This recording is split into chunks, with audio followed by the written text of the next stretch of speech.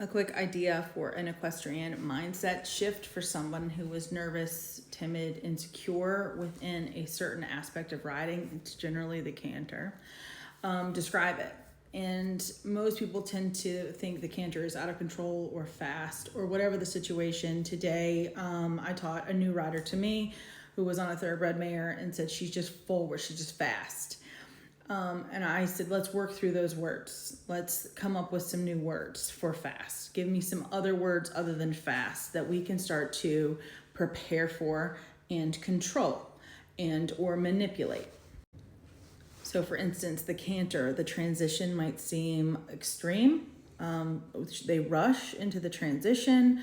I lose my balance in the canter. Okay, so if we have an extreme transition, we can work on and keeping the horses supple within the transition and the rider active within the transition. We can work through that.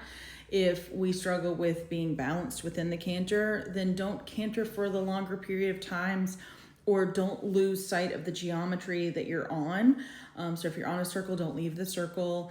If you're thinking about having a little bit more connection and control with the canter, think of it in terms of, can I pick up the canter at this point? Can I keep the canter and then break down at this point? And then keep that on repeat so that it starts to become a little bit more easy to ride. You can think about the trot on the outside. Does it seem chaotic? Does it seem unbalanced? Does it seem on the forehand? Does it seem strung out? Those are things we can work through.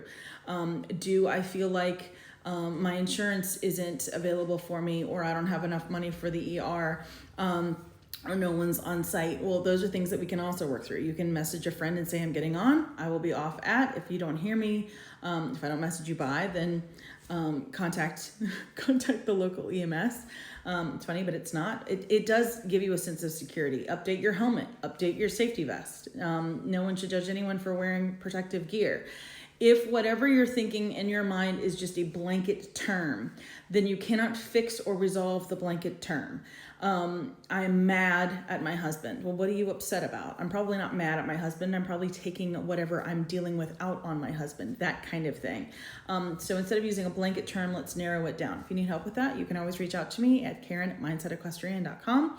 Go to my website or message me here, and I'm here to help.